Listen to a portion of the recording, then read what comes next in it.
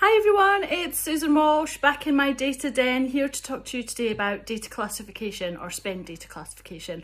What is it? Why do you need it? And why should you bother? Well, in its very simplest terms, spend data classification is taking finance data from my clients and looking at everything they've spent their money on. Using a taxonomy, I will classify their data into buckets of spend, depending on the detail in the invoice line description.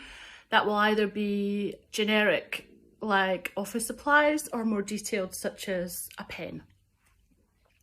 And what that means is that when the client rolls up their spend, they can see how much they're spending at a really high level, such as IT, HR, professional services, facilities, MRO. Or they can drill down into more details such as office supplies, cleaning, legal services, accounting, nuts, bolts and screws, that kind of level of detail. It also means that by classifying it, it allows you to see how many suppliers you have per category. Is it too many? Is it not enough? And how much are you spending? Is it more than you thought? Is it less than you thought? And also, if you classify your P-card or credit card spend, then you might also find that a lot of spend is getting through under the radar on the credit card. So you can start to control how purchases are made and who with, if you have that visibility.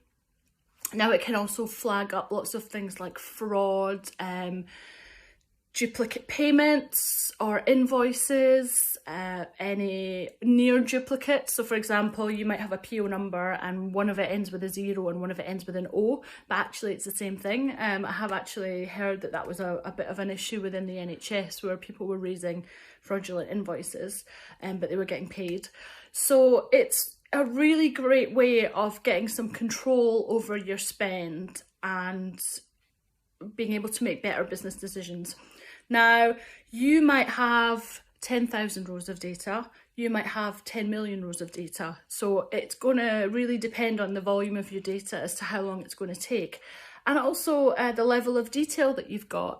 It can actually take longer if you have more descriptive invoice descriptions, because then you can classify in more detail. But if you don't have much information, then it can be quite easy to bulk classify things as, office supplies or cleaning services or MRO rather than the individual parts. So, there is no set time scale for this. It really depends on the quality of the data and the tools that you're using.